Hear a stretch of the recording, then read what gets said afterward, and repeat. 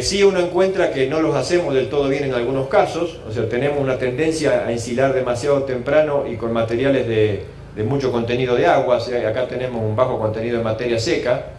Estos son datos de materiales, de promedio de materiales que han llegado a los laboratorios. Fíjense los niveles de materia seca bajos. Cuando estamos por debajo del 35, cuando estamos por debajo del 30%, ya tenemos problemas de consumo y de conservación por la cantidad de agua que tienen esos materiales. O sea, una recomendación sería vayamos hacia materiales cosechados un poquito más tarde para silo. O sea, no hay nada malo con hacer un silaje con 40% de materia seca, 35-40%. Hoy, este año, hay materiales que están dando buenos resultados y los esperamos un poquito más porque incluso las heladas ocurrieron un poquito más tarde y hoy tienen contenidos de materia seca muy interesantes. Yo voy más rápido por el tiempo porque quiero ir al otro tema que me interesa. O sea, nosotros sabemos que podemos regular la recría y ser eficiente con ella ofreciendo dietas de alta fibra. El problema más grave que tenemos es cuando queremos restringir los consumos, queremos hacer recría con dietas de muy baja fibra. Y ahí hago un comentario nada más, que mirando este ensayo, fíjense en la primera parte donde se le dieron dietas que tenían 70% de grano de maíz, 15% de harina de girasol, muy poquita fibra, incluso una fibra ofrecida por el afrechillo de trigo. Acá no hay fibra larga, una dieta típica de engorde, un poquito más proteica, en diferentes proporciones o oferta por día. Vamos del 1,6% del peso vivo al 3% en este ejercicio. Por supuesto, las que tienen mayor oferta por animal, los aumentos de peso de esa recría son altos, y cuando estamos con una oferta del 1,6%, la mitad de lo que el animal estaría dispuesto a comer, estamos entre los 400 y 600 gramos.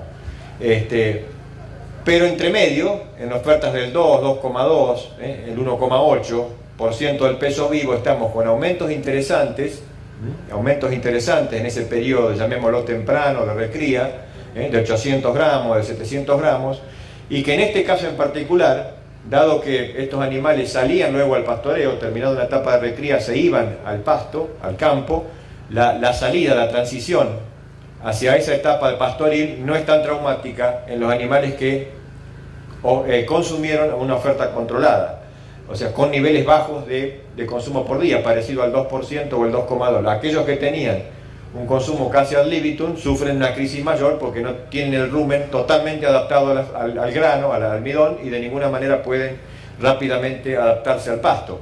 Entonces tengamos en cuenta estas cositas cuando tenemos dietas demasiado almidonosas, y sobre todo cuando consumen a voluntad o en proporciones altas respecto de su peso vivo, y luego queremos que pasen a una situación de mucha fibra o de forraje y pastoreo directo. Entonces tengamos en cuenta eso. El otro, digamos, vamos a ver más rápido acá. Yo quería hacer un comentario adicional, no tenemos mucho tiempo, respecto de la proteína que estamos dando. A veces nosotros ofrecemos proteína en términos proporcionales a la dieta. Decimos, bueno, necesitamos 14% de proteína, 15 o 12. Pero no es lo mismo en términos absolutos cuando damos 10 o 12 o 14, si estamos controlando o no lo que el animal está dispuesto a consumir. Entonces, en los términos prácticos, y acá lo podemos ver en estos números en rojo, o sea, si vamos de un animal de 150 kilos a uno de 450, fíjense que sin limitante ese animal puede estar en una demanda entre 800 y 900 gramos de proteína cuando es muy chico, a 1 kilo 100, 1 kilo 200 cuando está próximo a su faena o un animal grande. O sea, es bastante estable la demanda de proteína para un animal para crecer sin limitantes. Estamos hablando de 900 gramos, 1 kilo por día. Entonces, para hacerla fácil, si nosotros decimos, bueno, yo no quiero restringir el crecimiento del animal, no quiero disminuirlo, no quiero afectarlo, y puedo empezar a pensar, ¿por qué no en darle 900 gramos de proteína todos los días, desde que ingresó al sistema de recría invernada hasta que lo faeno? Y ahí yo me advierto o me cubro de aquellos errores de suministro en cantidad por animal y por día, cuando lo estoy haciendo en forma proporcional a la composición de la dieta. Y después juego con los niveles de fibra, los niveles de consumo por día, controlando las otras cosas. Esto así de simple, créanme, está funcionando bastante en varios lugares donde quien suministra dice, mira, tengo que poner tantos kilos por día de un suplemento proteico, como puede ser la harina de girasol o el espele de soja o el poroto de soja. Sé que tengo que dar tantos kilos de eso por animal y por día. El resto es lo que me complementa y con lo que juego para controlar el consumo. Así de simple está funcionando bastante bien para controlar uno de los problemas que estamos teniendo, que es la subalimentación proteica en periodos tempranos y la sobrealimentación proteica en periodos de ya de terminación. Yo voy a ir más rápido porque no tenemos más tiempo, pero el otro tema que yo quería mencionar es este. Otro aspecto que estamos viendo es cuándo usar las proteínas de calidad. O sea, en esto de ajustar las dietas, por ahí hemos sido poco observadores de qué proteínas dar cuándo. Es evidente que en etapas de terminación tenemos demanda de menos proteína, de menos nitrógeno, pero también podríamos tener allí la oportunidad de bajar la calidad de la proteína que damos. O sea, podemos hablar tal vez de dar dietas con menos proteína y más urea, por ejemplo, siempre y cuando hayamos hecho las cosas bien en la primera etapa durante la recría. Y en este ejemplo lo podemos ver. Fíjense que acá hay una recría y una terminación, 6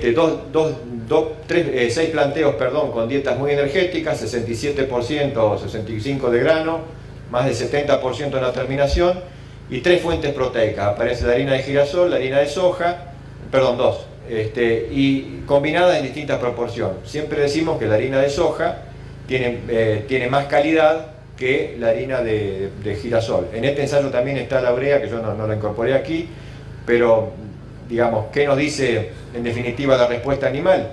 En animales que empiezan de 160 kilos hasta 280, acá 290, acá ya están recriados de 260 a casi 400. ¿Qué nos dice esto? Que la calidad de la proteína tuvo un efecto en estas etapas tempranas. O sea, no es lo mismo suplementar con harina de soja que con harina de girasol en animales en recría. Fíjense, 870 gramos versus 1,100 kg en dietas que son isoenergéticas. Pero sí es lo mismo acá, en la etapa de terminación. Incluso si agregáramos los tratamientos con urea que había aquí, veríamos que con la urea incluso el aumento fue menor que con estas fuentes proteicas naturales, pero no tuvo efecto la fuente de nitrógeno en la etapa de terminación. Entonces, no es menor el ahorro que podemos hacer si nosotros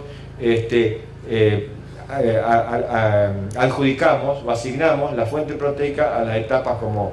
Si podemos controlar la recría, podríamos allí mejorar la oferta de la calidad para luego ahorrar en la etapa final. Y como último comentario también, una cosa que estamos viendo ahora es que si uno ha